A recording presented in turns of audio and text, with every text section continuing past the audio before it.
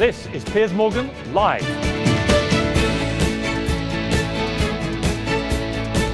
Our intention was not to go have Blake arrested. Our intention was to warn the local authorities that our son, who everybody knew because he'd been in and out of the hospital several times, now has an AR-15 in his possession.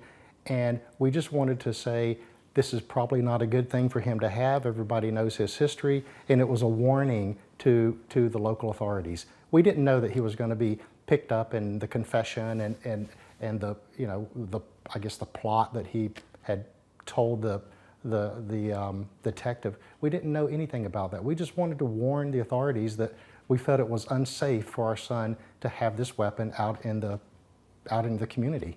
You know, Piers, when you live with a child, Piers, when you live with a child that is depressed or does suffer from mental illness, you want to protect that child. And in 2009, he wrote a letter saying that he was sorry that he was a failure and sorry to disappoint us. And he went to Walmart because he wanted the police to shoot him because he didn't want to live anymore. So when you find a receipt that your son has bought a weapon, the first thing that you think is your son is going to take his life. So I went to the authorities because I didn't want to lose my son, and heaven forbid, I didn't want my son to hurt anybody in the process of him taking his life. And I do believe that was his intention, is my son wanted to die. So I had to do what I did as a mother to save my son. And so as the way it is right now, our son is in... I was going to say, it's heartbreaking to hear this. Bill. It is heartbreaking, but our son is alive. He's in jail, but he's alive, and no one was hurt. And other people in our community are alive as well. Safe, yeah.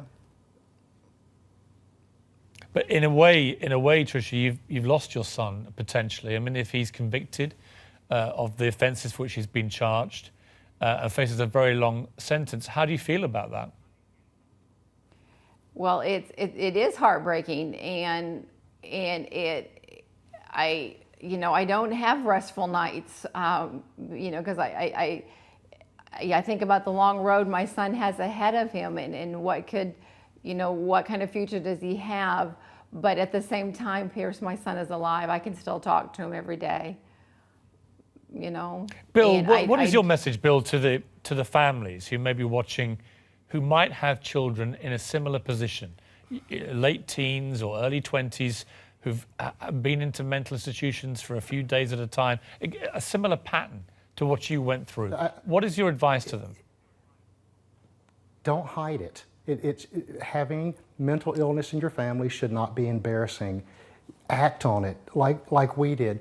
We saved our son's life. We possibly saved the lives of many others, but our son is still alive and everybody is safe. We didn't want to hide the fact. I mean, we didn't want to just push this under the rug and be the next potential parents of a mass shooting. We acted. We had to do something. We couldn't sit back and just let events play out. So I would say every other parent, if you see these warning signs in your child and they have access to weapons, something needs to be done. Step up and do the right thing. Don't just sit back and turn the other cheek and let it happen.